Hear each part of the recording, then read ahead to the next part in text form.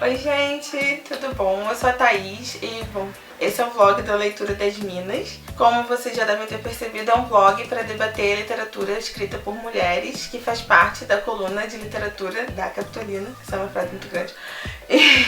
Bom, eu tenho 25 anos, eu sou colaboradora da Capitolina de algumas colunas. E eu não sou muito geração vlogger, eu sou geração Orkut, aquele site que não existe mais, né? Sim, sou meio tiazona. Mas não é sobre minha crise existencial dos 25 anos esse vídeo, é sobre o clube de literatura. Mas enfim, a gente vai construindo uma relação, uma intimidade aos poucos. Eu acredito nisso, esse é o nosso primeiro vídeo.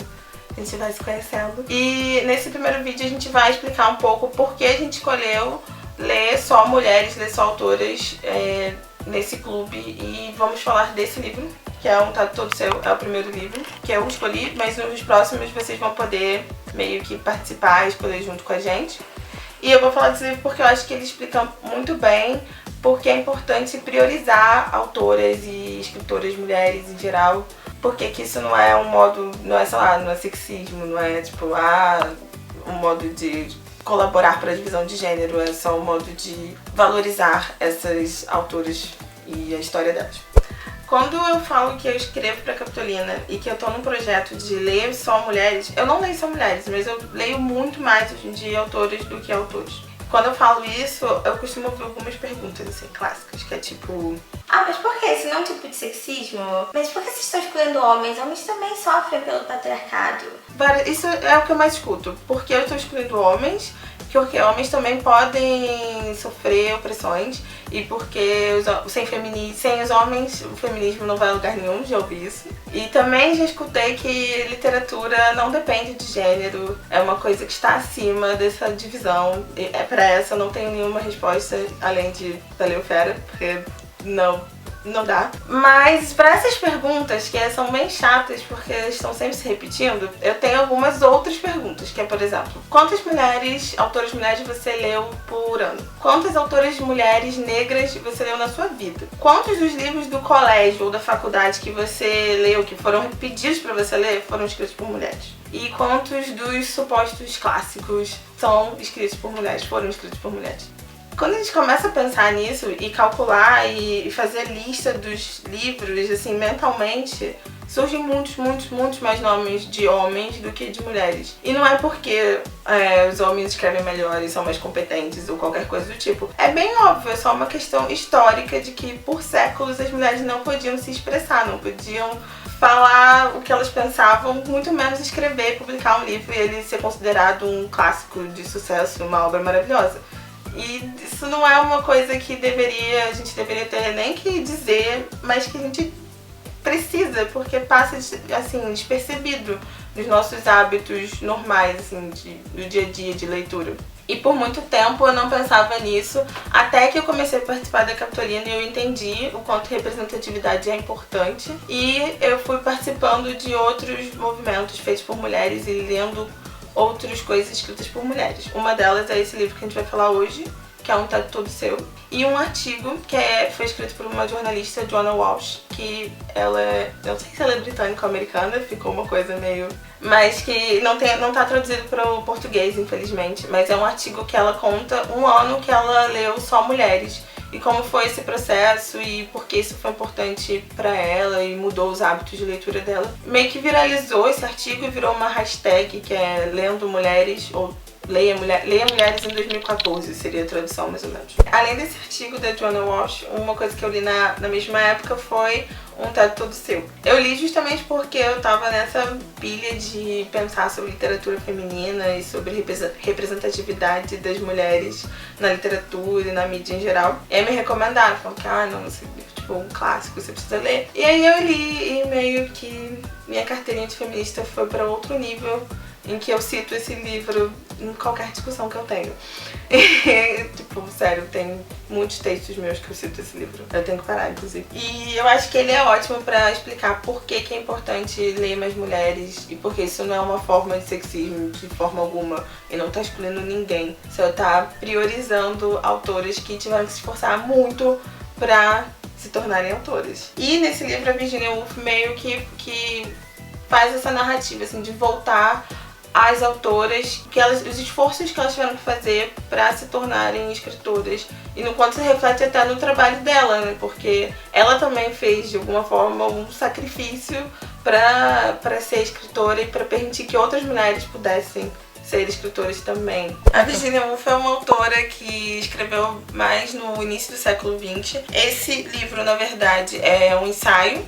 Ela escreveu ficção em geral e alguns ensaios, mas esse é um ensaio que, na verdade, foi baseado numa fala dela numa universidade e é de 1928. E, bom, aí ela fala, esse ensaio é tipo, ela fala numa universidade. Então é uma coisa meio que chamaram ela pra debater literatura feminina, porque em 1928 ela já era bem famosa. E aí chamou ela pra... E aí, vamos falar sobre literatura feminina? E meio que é pra ela dar um debate explicando como as mulheres escrevem e como é a escrita feminina, no que ela se diferencia da escrita masculina. E ela chega lá e não fala nada disso. Ela chega e basicamente fala que pra uma mulher ser uma escritora, ela só precisa ter tempo livre, uma renda própria e um teto, tipo um quarto, uma casa que ela possa escrever com privacidade. É uma coisa material, é uma necessidade de você ter comida, você ter tempo, você ter privacidade, não ter que ficar cuidando do seu marido, dos seus filhos o tempo inteiro e ter tempo pra se dedicar a um ofício, basicamente é isso. Então ela cria uma personagem fictícia que vai passeando por uma universidade, vai em jantares, debate com outros escritores e vai meio que ressaltando de modo bem sutil a diferença entre a realidade dela e desses outros personagens. Acho que tem uma cena que ela tá numa universidade e aí um homem fica meio surpreso porque não era uma universidade pra mulheres e a figura dela causa um estranhamento. E aí a partir disso ela vai mostrando tudo assim de um modo bem material. Ela descreve jantares, descreve ambientes, pra mostrar que isso influencia sim, que literatura não é uma coisa que não está dentro da nossa sociedade, que vem de uma inspiração além, sabe? Não, tá envolvido em escolhas, em possibilidades e você ter comida no seu prato, ter uma casa, ter tempo. Tudo isso é fundamental para você ser um artista em geral, não só ser um escritor ou um escritor. E no caso das mulheres, por anos e anos elas não tiveram essas possibilidades. E é isso que faz com que a literatura feminina não seja tão valorizada, tão priorizada. Por isso que a gente lê muito mais homens do que mulheres, porque existem mais livros escritos por homens, porque eles escrevem livros. Os homens escrevem livros há mais tempo que as mulheres. E são mais valorizados por isso até hoje, se a gente for ver em festas literárias, em eventos, etc. Em universidades, ainda são mais valorizados do que as mulheres. Por isso é importante ter representatividade, por isso é importante a gente selecionar o que a gente lê, com quem a gente está debatendo. Porque senão, se a gente for no fluxo natural das coisas, a gente dá continuidade a essa opressão, a esses privilégios, a gente não repensa os nossos hábitos. Ainda tem muitas coisas que poderiam ser ditas sobre esse livro, mas então vocês leiam o livro e se vocês quiserem a gente pode depois voltar a ele, fazer um debate mais pra frente. Bom, ler Mulheres não é uma obrigação pra mim, é uma escolha e que me faz muito bem e que é um projeto que tem sido incrível e que eu quero agora que a gente faça isso juntas. Por isso eu selecionei 3 livros junto com as colaboradoras de literatura pra gente poder debater nos próximos meses. Vai ter a votação aqui embaixo, vocês cliquem no link e votem. Os 3 livros para o próximo mês, no próximo episódio, vocês vão votar. São o Todos Adorávamos Cowboys, da Carol Ben-Simon, Americana, da Chimamanda Ngozi Adichie e o Anexos da Rainbow Rowell. Vocês têm que escolher, vocês vão decidir qual que vocês gostam mais e aí, dependendo do que for escolhido, o próximo vlog vai ser sobre esse livro. E é isso, gente. Eu espero que vocês gostem, votem e comentem e deem sugestões. E até o próximo mês. Da Camila? Não. Carol. Da Carol. Não, vamos gravar essa parte depois. Austin, Emily Bront, enfim.